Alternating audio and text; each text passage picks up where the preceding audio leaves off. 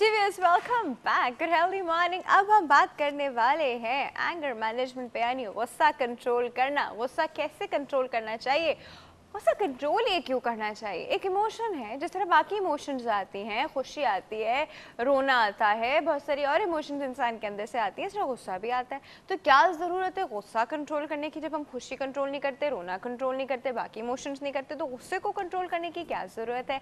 इस पे बात करने के लिए हमारे पास हमारी साइकोलॉजिस्ट मौजूद हैं. नौशीन शहजाद, अस्सलाम वालेकुम. वालेकुम अस्सलाम. कैसी हैं आप? जी बिल्कुल ठीक ठाक. सब कुछ ठीक ठाक हो? गुस्सा वस्सा तो नहीं आ रहा? नहीं, कोई गुस्सा नहीं आ रहा. अच्छा, सबसे पहले हम इनसे करेंगे पोल पूछेंगे, और फिर पोल के बाद हम इनसे एंगर मैनेजमेंट पे बात करेंगे. तो हमारा जो पोल है आज का, आई थिंक बेस्ट आंसर हमें यहाँ से मिलने वाला है. अच्छा, हमारा सवाल है कि वैसे तो वी लाए, हर तरह का झूठ बोलते हैं, छोटा बड़ा, अपने आप को बचाने के लिए या किसी को बचाने के लिए, या सिर्फ ऐसे ही आदतन या व्हाटएवर.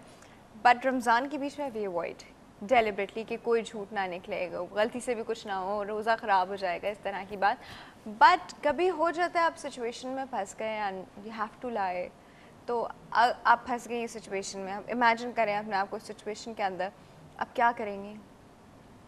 अच्छा, रोज़े के बीच में, ठीक है, और वो मौका ऐसा है कि आपको ज़रूर झूठ बोलना है. हमेशा बोलती थी, अब नहीं बोलेंगी तो बहुत बुरा फंस जाएंगी. ओके.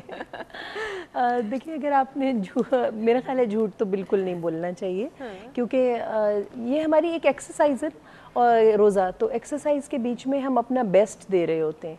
तो जब हम अपना बेस्ट दे रहे हैं तो हमें चाहिए कि एक तो हम वैसे ही कम बोलें, अपने आप को कम ही सिचुएशंस में डालें रमज़ान में, और कम ही बोलें. मगर अगर कोई ऐसी सिचुएशन आ जाए तो हम बजाय इसके कि डिप्लोमेसी भी इख्तियार करें, हमें चाहिए कि हम खामोश हो जाएं, या ये कहें कि मैं आपको सोच के या तहकीक करके सही से इसका जवाब फिर दोबारा बताऊंगा. तो बेहतर ये है कि गुस्सा मतलब झूठ बोलने के बजाय अफ्तारी के बाद जाके झूठ बोल. हाँ, और हो सकता है तब तक सिचुएशन बदल चुकी हो. हाँ, ये भी है जी. तब तक सिचुएशन भी, और ये वैसे मेरा ख्याल है कि हमें आम हालत में भी यही करना चाहिए कि झूठ को हमें अवॉइड ही करना चाहिए. अच्छा, फॉर इंस्टेंस मामूली से झूठ बोल देते हैं.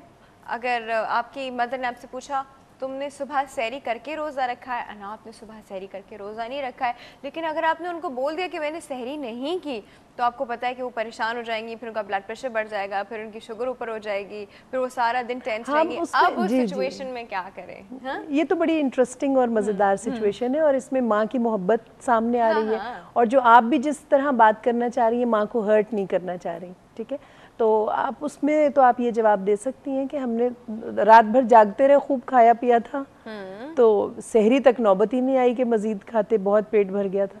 उनको मुतमईन कर सकते कुछ इस तरह. जी.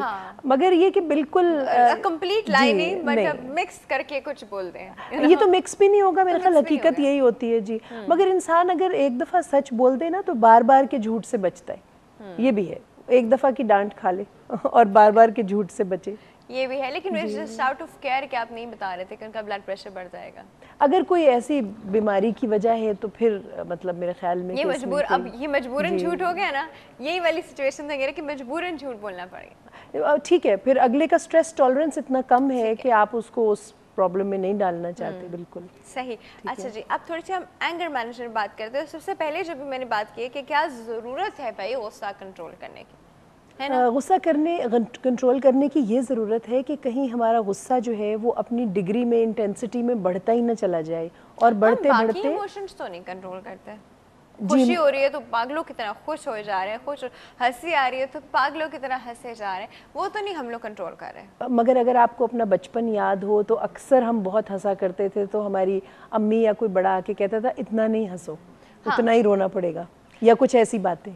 तो ऐसा नहीं है कि हमें एक बात है, ये डेफिनेटली मैं पूछूंगी, मैंने सेंस शेयर दिया तो हम पूछेंगे जरूर ऐसा क्यों है, और इसमें क्या बात हुई कि अगर आप इतना हंस रहे तो इतना रोएंगे, ये क्या बात हुई? अच्छा, इसका एक हमें इसकी जो रीज़न है, एविडेंस है, वो हमें बेबीज़ में मिलता है. आप कभी बेबीज़ को ऑब्जर्व कीजिएगा, जब बेबीज़ बहुत हंसते चले जाते हैं तो फिर उसी फिट के दौरान वो रोना शुरू हो जाते हैं. हाँ, आप बेबीज़ को कभी ऑब्जर्व कीजिएगा, आप उनको बहुत ज़्यादा हंसा दें तो वो थक के रोना शुरू हो जाते हैं.